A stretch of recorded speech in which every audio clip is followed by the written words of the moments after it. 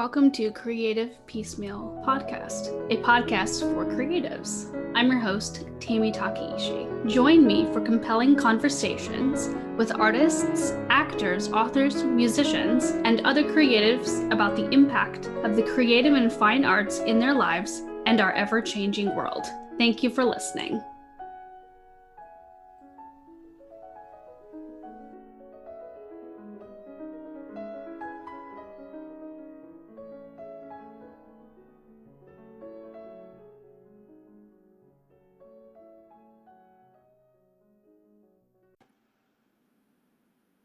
Hello and welcome to Creative Piecemeal Podcast. I'm your host, Tammy, and today I am with Jeff Pilson.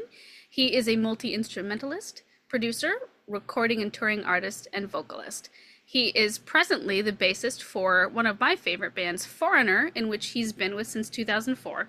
But prior to that, he's also played with melodic metal bands, Dokken, Dio, MSG, and lots of others. So welcome to the show. I'm super excited to have you. Well, thank you. It's great to be here. I love starting out, especially with musicians, asking who or what inspired you on this career field. Well, I have to give credit. It was the Beatles. I was one of those guys who on February 9th, 1964, I was in front of the TV. I was lucky enough to have an older sister who was already a Beatle fan, and her boyfriend at the time, who was still her husband all these years later, which they're high school sweethearts, pretty cool. He turned us on to the Beatles like before I even heard him on the radio. He had the record. It was a very exciting moment. So I was already into the Beatles by the time I saw them on Ed Sullivan. And then when I saw them, felt the excitement, everything else surrounding that was like, that's what I want to do.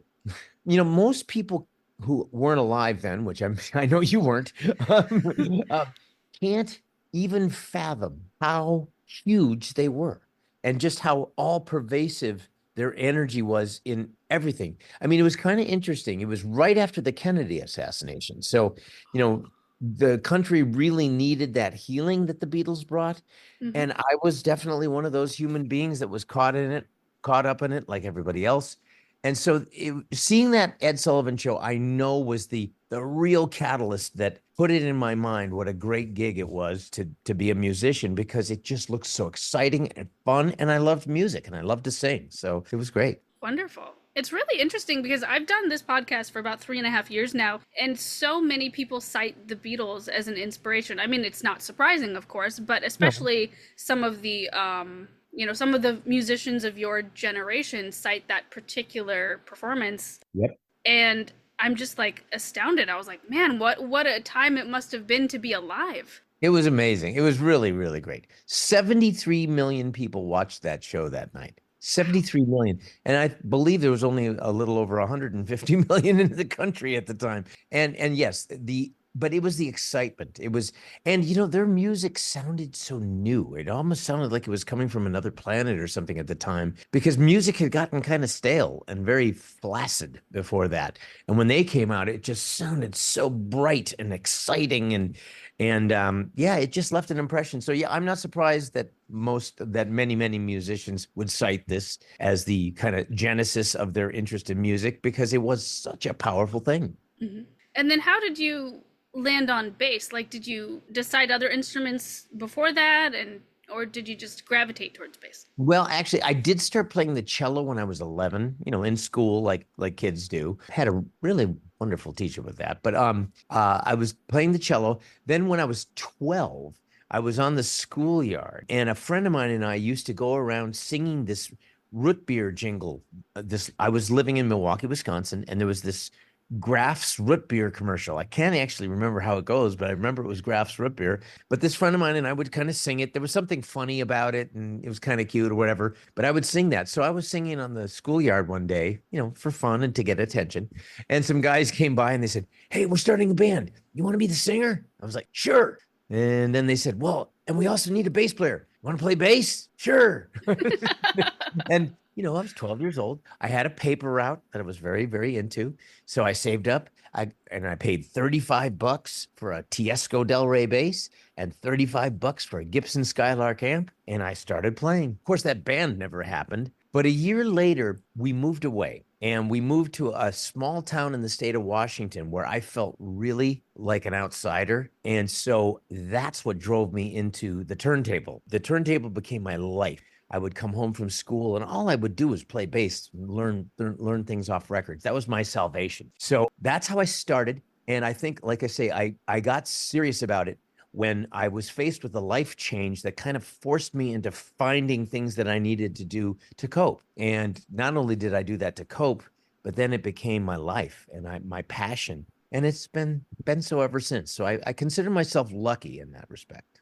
Yeah, yeah. And of course, looking at your resume, musical resume, I mean, you've been in so many awesome bands. You've been with Foreigner since 2004, taking up that mantle. I love how, even though some of the bands from like the 80s and 90s sort of integrate new players, there's still the heart of the band, that there's still the passion. And it's like tag teaming people in and letting other people experience that joy and that love of the repertoire and the music and being able to share it with the fans. And so what Yeah. was it like for you and when you joined, what did that feel like for you?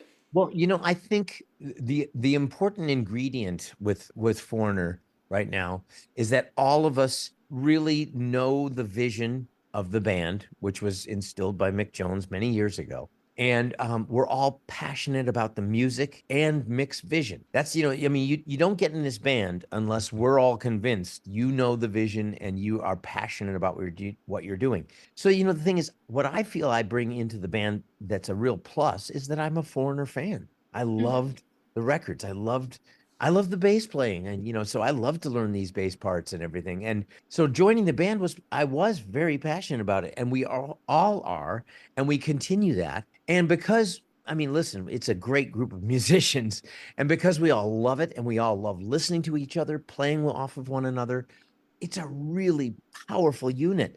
And that's why I'm in bands, because that's the most wonderful feeling in the world.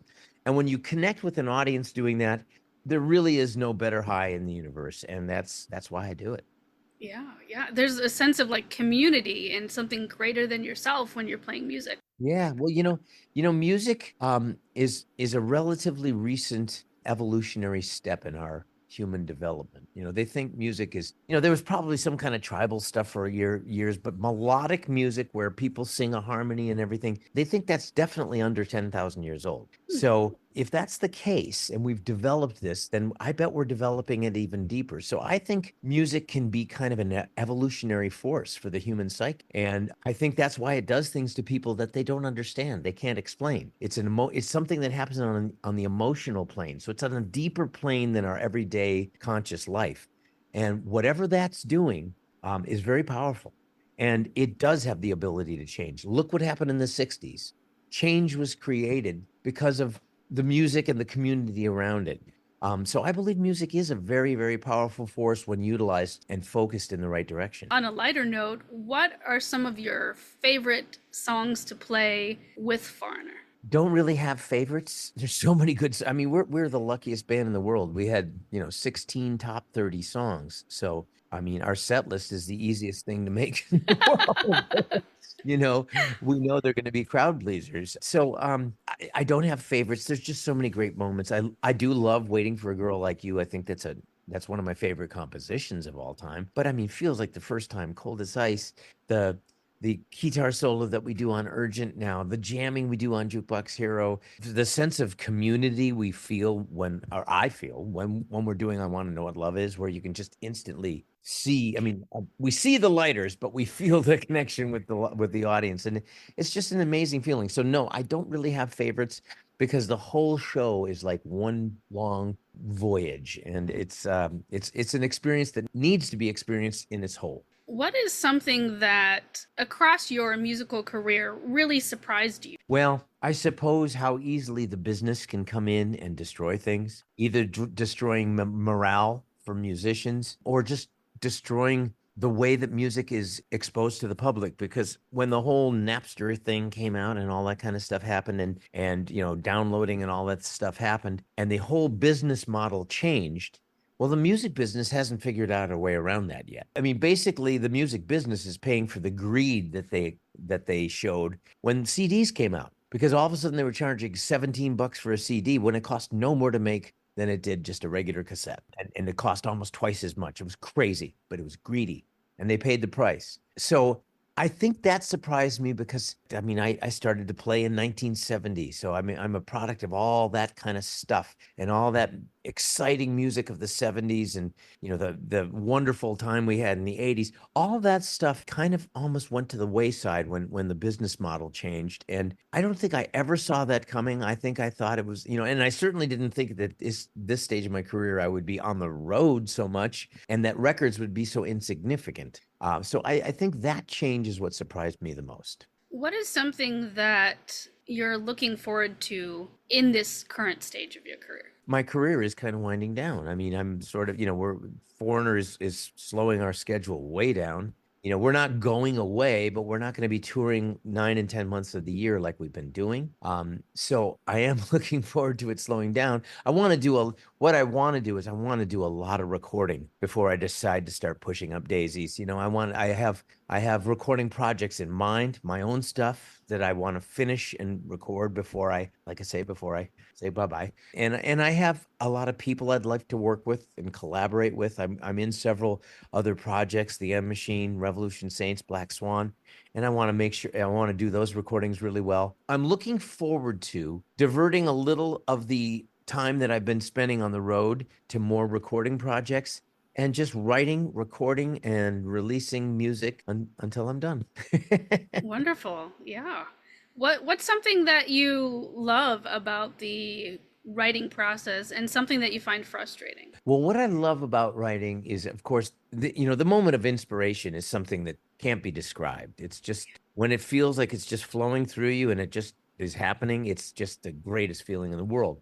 The frustration, then, let's turn that into a nice, organized song. And sometimes that's easy, and sometimes that's pulling teeth. But you know what? The truth is, even when it's frustrating, I do love the process. And I've kind of learned how to deal with the frustration on the pure writing level because that's just part of the process. If it were easy all the time, I don't think you'd understand what you were doing as well. Because sometimes it's what you're working out as the frustrations come that really teach you and bring you to a new level. So again, even when you're frustrated, it's a good part of the process. And I love all that.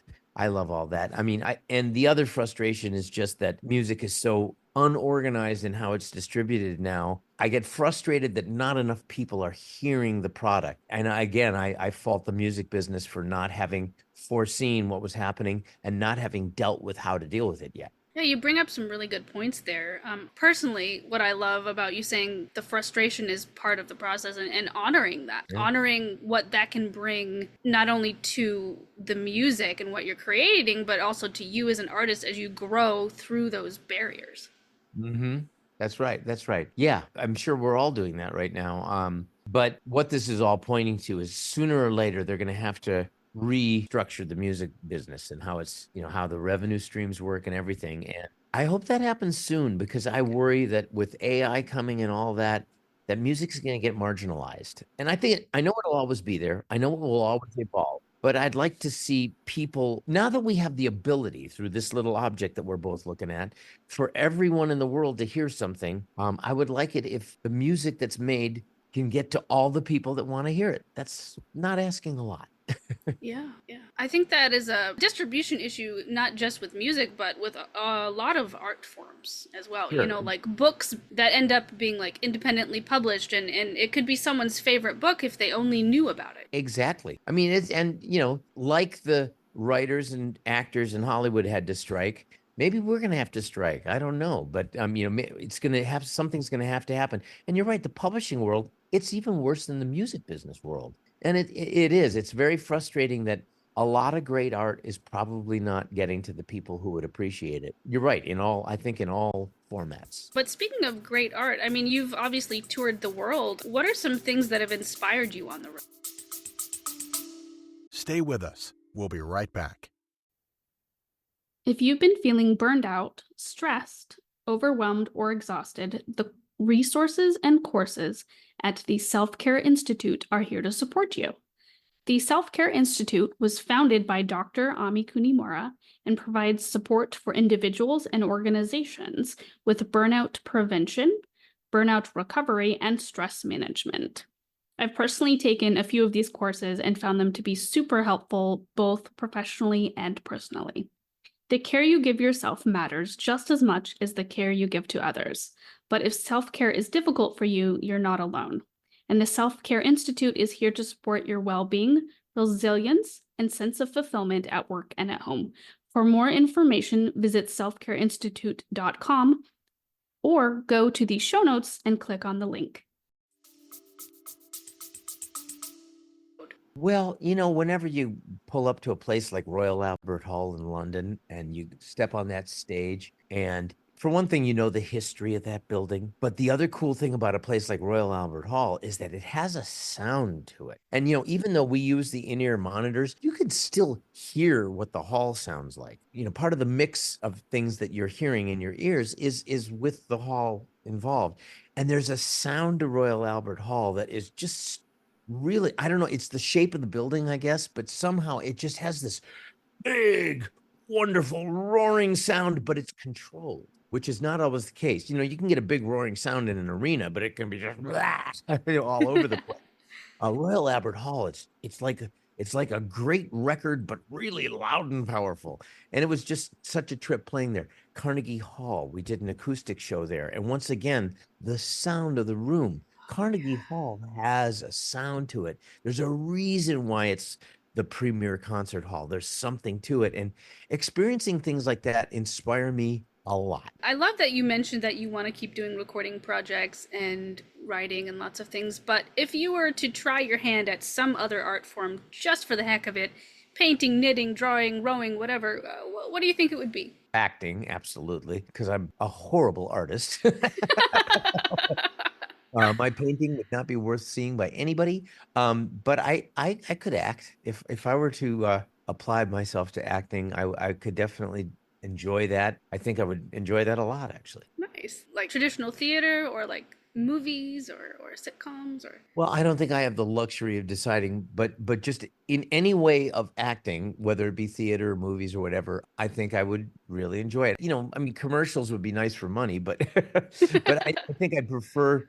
if I were to choose another acting form, it would be either theater or movies or television where, I could dramatically act. I would actually enjoy that. Nice. And you've got such a wonderful speaking voice as well. I think that would really be a positive thing to whatever role that you bring. Oh, well, thank you. I do like to do voiceovers and have done voiceovers.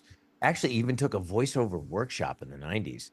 I really enjoy that. And like I say, I've done a bit of it. I've even done some of it when I'm on the road because I've got a great studio on the road. So I've been able to do some of that there. That is another art form I would love to do. Nice. I always love hearing how people who are so established in one sector of the arts would like to branch out, because it's healthy to just try something new and see like, oh, what else can I do? Even if it doesn't lead to anything, you're like exploring new avenues. Absolutely. Of course it's a good thing. It stimulates the artistic sensibilities. I don't want to go out and pursue an acting career, although I probably wouldn't mind in my retirement from the road, which is, I don't know, 5 years away or whatever it is. I wouldn't mind doing more voiceover work, that's for sure. So yeah, it'd be fun to branch out. You mentioned the Beatles, of course, being an influence, but are there any other bands or artists that influenced you that kind of took you by surprise? Like maybe you weren't expecting to feel so strongly about a group or an artist? You know what came to my mind when you said that?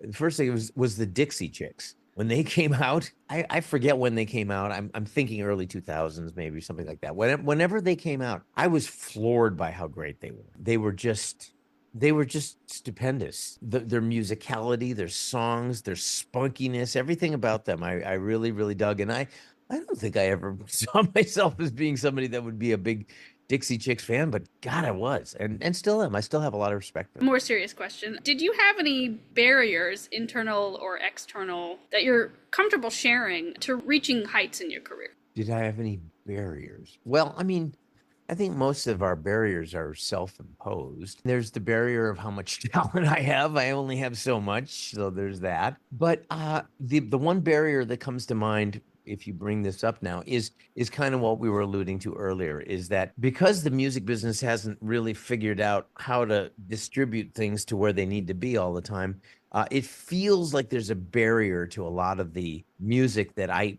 put out and release. And that's a very uncomfortable, frustrating feeling.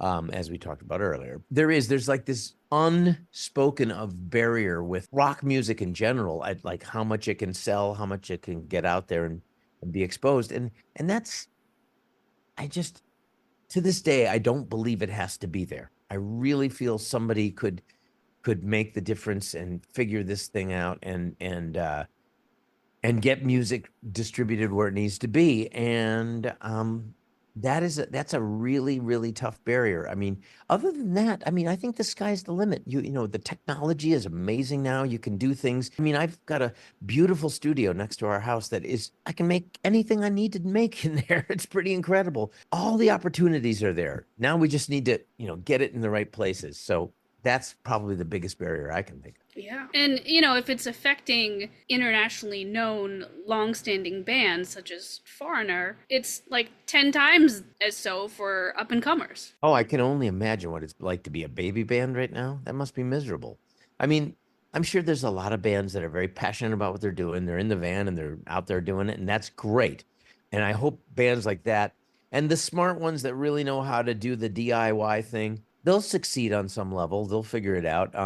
But man, I mean, the traditional route of, we'll put out a record, we'll build, and by the third record, we're going to, oh, that's out the window. That doesn't exist anymore. So yeah, I mean, I applaud people that can build their careers from the ground up. I mean, I even respect a guy like Justin Bieber, who came out on the internet and sort of brought social media into the whole conversation. And you got to respect that. I mean, I don't know how intentional it all was, but whatever he did ended up becoming a phenomenon, and that was using social media. So there are new ways of putting out music and new ways of building an artist that I think we're just starting to learn about and become competent with. So let's hope that those new avenues can really open up, but along the way, somebody figures out how to turn that into a good revenue stream, because I don't know how artists survive. I mean, sure, they're selling CDs out of their van and maybe they're making $10 a CD there, but there is no revenue stream for a lot of these bands, and that's just criminal. Yeah, very true. What is something that you've learned in your career, life-wise, or even music creatively-wise, that you would provide as advice to people just coming up in their careers? Well, the first advice I would give is, are you really, really passionate? You got to be really passionate about music or what you're doing or whatever it is. You got to be really passionate about it, because there will be frustrating moments and there will be times when it's tough. So are you passionate? Are you perseverant beyond what you think are your own limits? And then listen to your instincts. It's important to listen to what people are telling you. That's very important. Be aware of your surroundings, but don't lose sight of what you feel internally, because when you do, that can cut you off from the passion that keeps you in it in the first place. And then you get caught up in a treadmill that does not provide the creative satisfaction you're probably looking for. So stay connected to what you feel internally. Like I say, listen to what's going on, keep your eyes open, but keep your heart open too. I love that. It's so important for us to be true to ourselves on our journeys, because that's how we end up making the best creative product. I couldn't agree more. Trying to figure out where to go from here, because that was such a great answer, and I'm just sort of digesting that. Okay. One thing I am wondering is how has your life been different than what you had imagined when you started? Well, the first thing is, like I said earlier, I never would have imagined that at this age, the road would be the most time-consuming thing I did. I mean, I've always loved playing and performing, so it's great. But when I started off, you just assumed that when you got older, well, I'll record and I'll do more of that, and I'll kind of, recording and writing felt like that would be more of the way I would spend most of my time, and that performing would be more of an extra or a side thing by the time I got to this age. So I never would have imagined that, just never would have. But keeps you healthy when you got to stay on the road, because you got to take care of yourself. How would you like to be remembered as an artist? There's some music I would like to release. And in doing so, I would like the music that I plan on releasing in the next few years on my own or in some of the projects I'm working on to be an artistic statement. And I'd love that artistic statement to be how I'm remembered, because I do believe I have some music in me that is kind of unique, and or at least it's certainly from my heart. And you know, it sort of fuses where I am emotionally with music and where I am just musically in general, which is sometimes I like to get into very complex music. I like it when my songwriting delves into the complex but from the heart. And that's what I would love to be remembered for that. Excellent. Would you mind expanding on that a little more? Like, what complexities specifically? Do you mean like harmonically or theoretically? Harmonically, time signature wise, I don't always write in 4/4, the regular beat. So yes, and harmonically, yeah. I love chord changes that take you by surprise. We've kind of got, especially like in pop music now, there's like 5 sets of chord changes that are in every frigging song. I mean, and a lot of these songwriter assembly teams, they literally have a format. Okay, we're going to use format A, which is A, F sharp minor, D, E. I mean, it really is that formulaic now. And I would like to go the other way because sometimes I mean, writers like Todd Rundgren have influenced me. The band Yes influenced me a lot. So I want to bring those elements together. And yet, the Beatles and Led Zeppelin and all that influenced me too. I'd love to mosh that all together into my little soup of some of the music that I write. And so, yes, harmonically, rhythmically, everything. I like to have challenging moments. I mean, I still love four straight, simple 4/4s. Great. Love it. Mm-hmm. Love it. And if it's from the heart, great. But sometimes my from the heart stuff comes through with a little richer harmonic content and maybe challenging rhythmic content. So I would love it if that can get released, because it's hard for me to find a medium to release that, because the music that I'm speaking of doesn't sound like Foreigner, and it doesn't sound like Dokken, which is what I originally did. So it's sort of a bastard child that needs to find an interesting home. But that will be my artistic legacy to me. Maybe only 5 people will ever hear it. I don't know. But whatever it is, I do hope to put that out and for people to hear it and for that to be my statement. And that's so important. I love that you're in touch with your inner musical voice. Aside from the other projects and bands that make up your identity, you're in touch with you, and you know what you want, and you know what you'd like to get, and you're not afraid of it being different than other things that have come before. And that's wonderful. Well, thank you. And again, now it's just a matter of how do you find a home for something like that? Tricky. Sure. Yeah. What is a common stereotype about being a musician that you hope to break with your work? And perhaps maybe even that is related to your future work? Well, I mean, especially with like heavy rock musicians, there's kind of the stereotype that you're just a lunkhead. I mean, and I was in a band in the 80s called Dokken that gets lumped in with a lot of the party music and all that kind of stuff that happened. And there was some great joyous party music from the 80s, but I never felt like Dokken was part of that, but we kind of get lumped in with that. So there's the stereotype of the lunkhead. I would love to break that, because again, nothing wrong with simple, fun party music. I'm not putting that down in any way whatsoever, but I'd like to think that there's more to at least my musicality than that. And a lot of the musicians that I know are just as complex and interesting and deep. And so I'd love it if that stereotype got broke. Yeah, excellent. So one final question, and take your time with it. Sometimes people answer it very simply, and sometimes people really extrapolate. But it is, in your own words, what does living a creative life mean to you? Living a creative life means there's a responsibility to keep in touch with your artistic self, and the creative artistic voice needs to be nurtured. So what does it take? First, you have to nurture that. And for me, nurturing it is being exposed to music I love. Movies, I mean, movies really inspire me. And I think the inspiration I get from watching a really powerful movie is a very powerful force in helping my artistic voice. Reading great books. I love to read books that inspire me.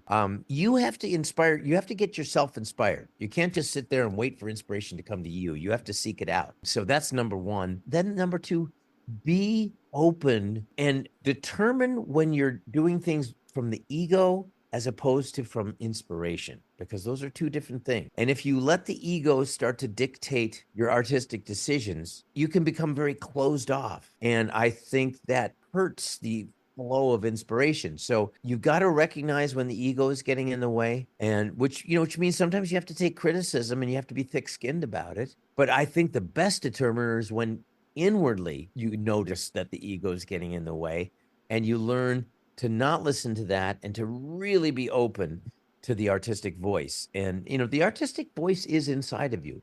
You just have to really clear out the crap so you can listen to it.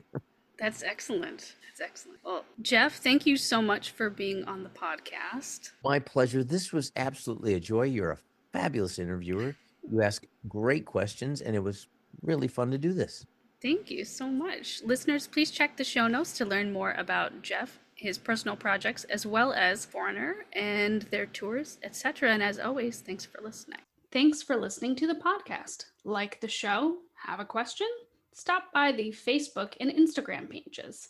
Links are in the show notes, or search for Creative Piecemeal Podcast on social media and click follow for all the latest.